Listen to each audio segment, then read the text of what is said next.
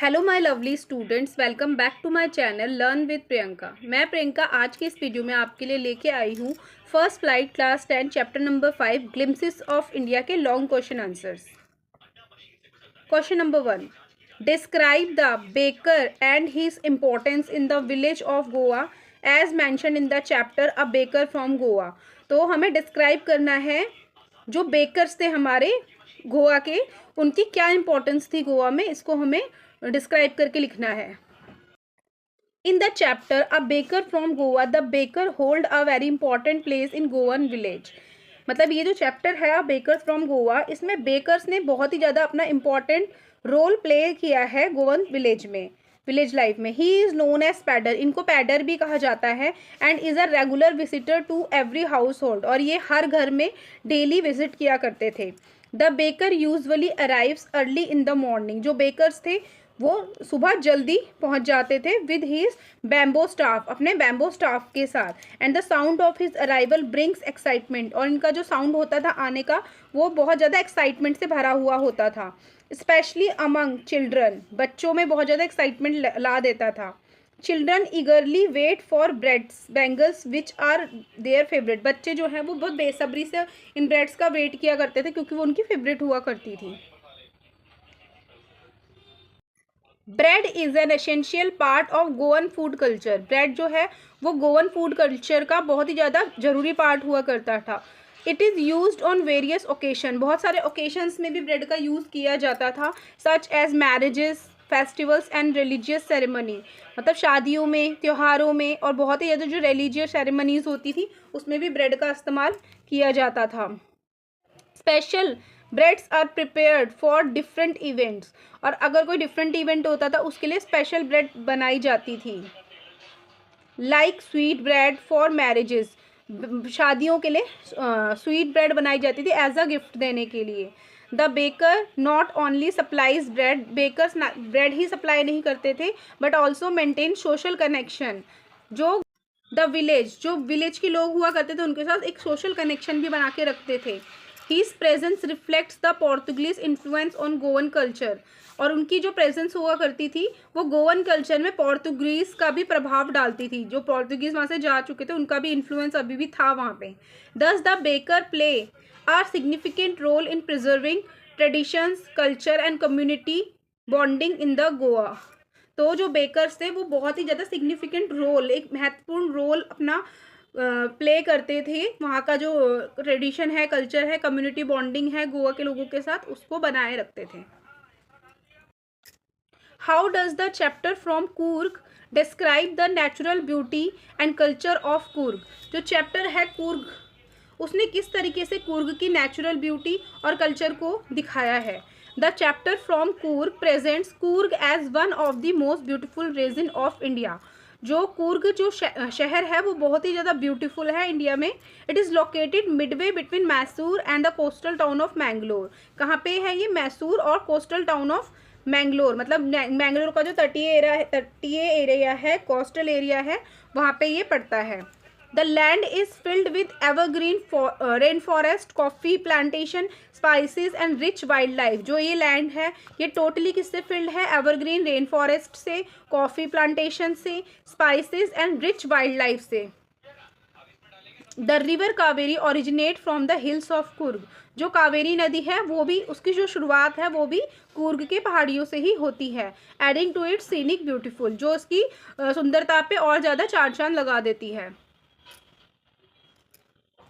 The people of Coorg are brave and hospitable, जो कूर्ग के लोग होते हैं वो बहुत ज़्यादा बहादुर होते हैं और मेहमान नवाजी बहुत अच्छे से करते हैं।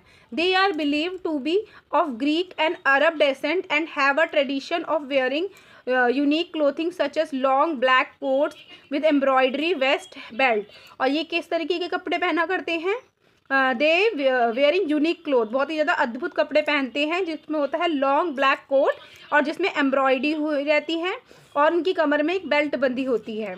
Coorgi people are known for their courage, जो कूर्गी के लोग होते हैं वो अपने साहस के लिए जाने जाते हैं।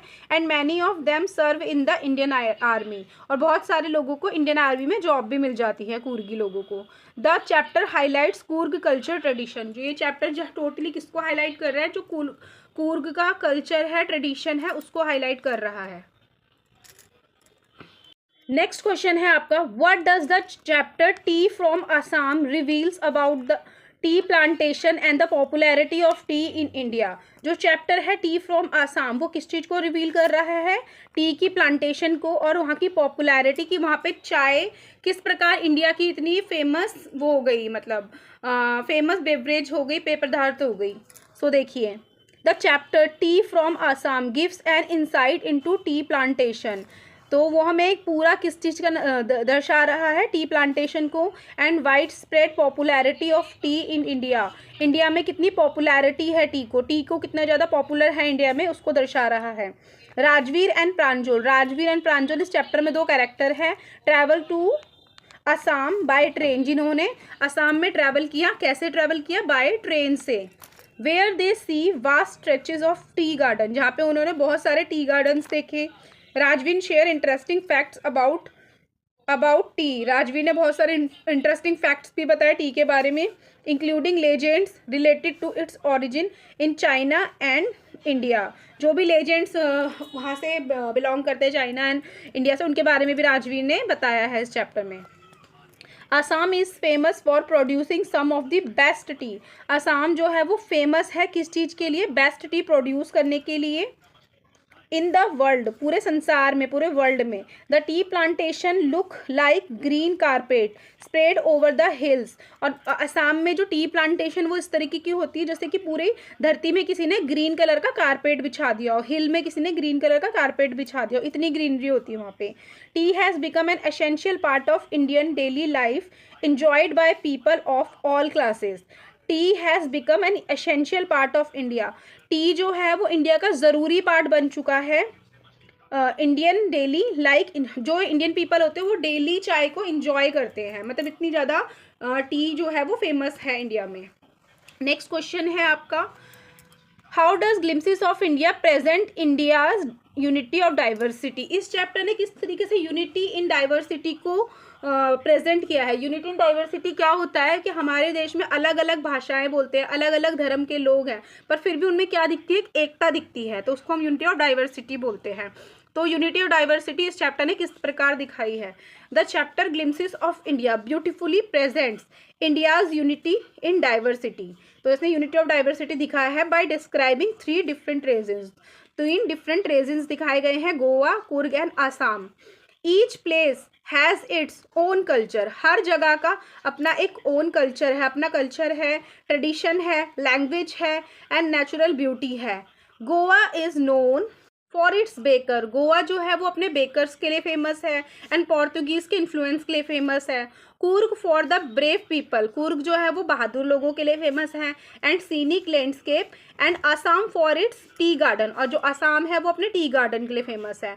Despite these differences all regions together from the rich and diverse culture of India, मतलब इन तीनों जगहों में इतना डिफरेंस होने के बावजूद भी क्या है? एक मतलब एक एकता है इन सब में।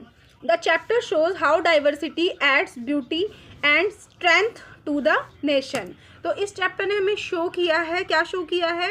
हाउ डाइवर्सिटी एड्स, इस डाइवर्सिटी ने किस प्रकार एक ब्यूटी और एक स्ट्रेंथ दी है हमारे नेशन को, हमारे राष्ट्र को।